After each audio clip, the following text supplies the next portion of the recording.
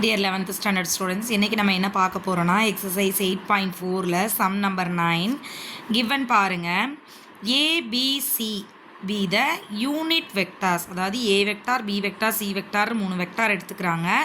அந்த மூணு வெக்டார்ஸுமே என்ன வெக்டார்ஸ்னு கொடுத்துட்டாங்கன்னா யூனிட் வெக்டார்ஸ்னு கொடுத்துட்டாங்க. அடுத்து ஒரு கண்டிஷன் கொடுத்துருக்காங்க, என்னன்னா a vector dot b vector is equal to a vector dot c vector is equal to 0. இப்போ டாட் ப்ராடக்ட் போட்டு சொல்லிட்டோம்னாவே இது ஒன்றுக்கு ஒன்று என்னென்னு அர்த்தம், பர்பண்டிகுலர்னு அர்த்தம். சரிங்களா? டாட் ப்ராடக்ட் போட்டு ஆன்சர் 0 கிடச்சிதுன்னா அந்த ரெண்டு வெக்டாரும் பர்பண்டிகுலர்னு அர்த்தம். அப்போ ஏ டாட் பியும் பர்பண்டிகுலர், ஏ டாட் சியும் பர்பண்டிகுலர். தட் மீன்ஸ் ஏவும் பியும் பர்பண்டிகுலர், ஏவும் சியும் பர்பண்டிகுலர். நெக்ஸ்ட் என்ன கொடுத்துருக்காங்கன்னா, அந்த angle between B vector and C vector is π/3. அதாவது பிக்கும் சிக்கும் இடையில இருக்கக்கூடிய ஆங்கிள் எவ்வளவா, π/3.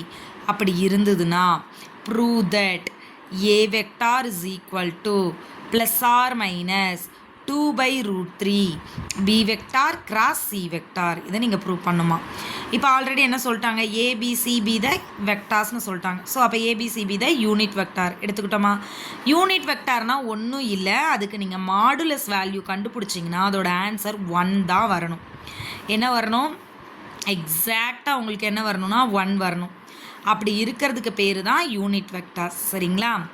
And angle between B vector and C vector, B வெக்டாருக்கு சி வெக்டாருக்கு இடையில எவ்வளோ ஆங்கலாம், π/3. முடிச்சிட்டோமா? Next A vector dot B vector is equal to A vector dot C vector is equal to 0. இதுவும் கிவன் கண்டிஷன்.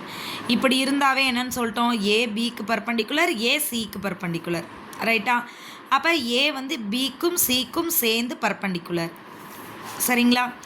அதாவது ஒரு ஏங்கிறது பிக்கும் சிக்கும் பர்பண்டிகுலராக இருக்குது அப்படின்னா பி இங்கே டாட் ப்ராடக்டில் ரெண்டுக்கும் பர்பண்டிகுலராக இருக்குது அப்படின்னா கிராஸ் ப்ராடக்டை பொறுத்தளவுக்கு அது ரெண்டு என்னவாக இருக்கும், பேரலாக இருக்கும். சரிங்களா? டாட் ப்ராடக்டில் ரெண்டு விஷயத்துக்கு பர்பண்டிகுலராக இருக்குன்னா கிராஸ் ப்ராடக்டில் அது எப்படி இருக்கும், பேரலாக இருக்கும். சரிங்களா? அப்படி பேரலாக இருந்துச்சு அப்படின்னா நம்ம எப்படி எழுதலாம், A vector is equal to lambda B vector எழுதுவோமா? இப்போது இங்கே பிக்கு பதிலாக இந்த பி கிராஸ் சிக்கு தானே பேரலல்னு சொல்கிறோம். அதனால A vector is equal to plus or minus lambda into B vector cross C vector. ஏன் இங்கே ப்ளஸ் ஆர் மைனஸ் போட்டிருக்கோன்னா லாம்டா ப்ளஸ்ஸாகவும் இருக்கலாம் மைனஸாகவும் இருக்கலாம். அந்த ரீசன்னால் இப்போது A vector is equal to lambda into modulus of B vector cross C vector பண்ணலாமா? இப்போ இந்த மாடலஸ் ஆஃப் ஏவை வந்து 1ன்னு எழுதிக்கலாமா?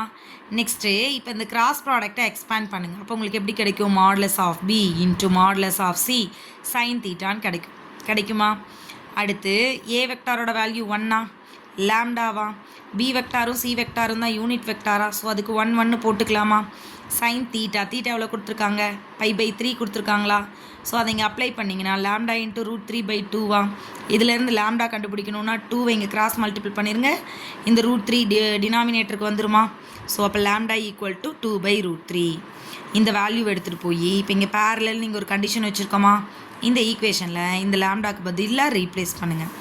அப்போ உங்களுக்கு என்ன கிடச்சிரும், A vector is equal to plus or minus 2/√3 B vector cross C vector. இதை தானே ப்ரூவ் பண்ண சொன்னாங்க, ப்ரூவ் பண்ணிட்டோமா? Thank you students.